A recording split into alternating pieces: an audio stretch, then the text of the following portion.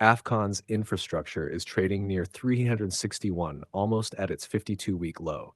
And whenever a quality stock hits this zone, one question becomes unavoidable.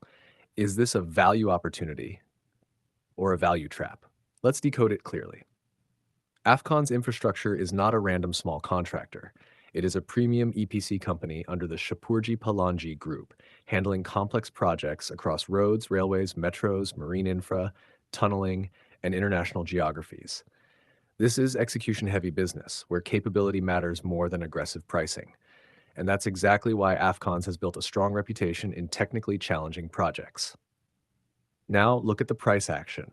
The stock has fallen from around 570 to 361, a correction of more than 35%. That's not a mild fall, that's a serious sentiment breakdown. From a technical perspective, the stock is still in a downtrend. The immediate support zone lies between 350 and 380, where the stock is currently trying to stabilize. On the upside, the first meaningful resistance comes around 420 to 470. A real trend change only happens if Afcons breaks above 420 and sustains with strong volume. Until then, caution remains. But price alone is not the full story. So let's shift to fundamentals. Afcons has a strong multi-year order book spread across transportation, marine projects, urban infrastructure, and overseas EPC contracts. This matters because order book equals future revenue visibility, the lifeline of any infrastructure business. The company also benefits from geographical diversification, which reduces dependency on any single market. India, overseas, multiple sectors, that's a positive structural advantage. However, let's stay honest. Afcons operates in the EPC space, and EPC businesses come with challenges. There are working capital pressures, execution risks, and margin volatility. That's the nature of this sector. Infrastructure stocks are not straight line compounders.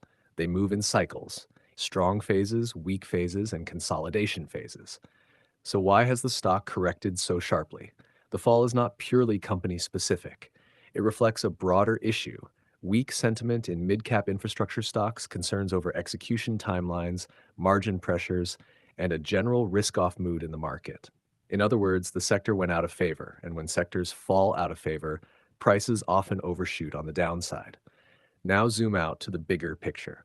India's infrastructure story is still structurally strong. Government spending continues across highways, railways, metro projects, ports, urban infrastructure, tunnels, and logistics corridors. Order inflows remain healthy across the sector, but the real challenge today is not orders. The challenge is execution discipline and cash flow management, and markets are currently punishing infra stocks for this uncertainty. This is exactly how value setups are created. When price corrects faster than business quality, long-term investors start paying attention. So what's the smart approach from here? If you are a short-term trader, this is still not a buy. Catching a falling knife can destroy capital. A safer trade only appears if Afcons breaks above 420 and holds. Only then does the stock open up for a potential move towards 450 to 500.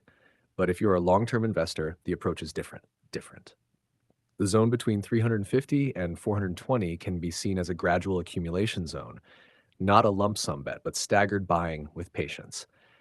If execution improves and the sector cycle turns, Afcons has the potential to revisit 550 and beyond over a 1 to 3 year period. But discipline is key. Position sizing matters, patience matters, time horizon matters. To sum it up clearly, Afcons Infrastructure is a quality EPC business going through a weak price cycle. The business is not broken, but the sentiment is. Risk reward is improving at these levels, but momentum confirmation is still missing. Short term, wait for breakout. Long term, accumulate gradually if you believe in India's infrastructure growth story. This is not a stock for quick profits. This is a stock for investors who understand cycles, patience, and discipline.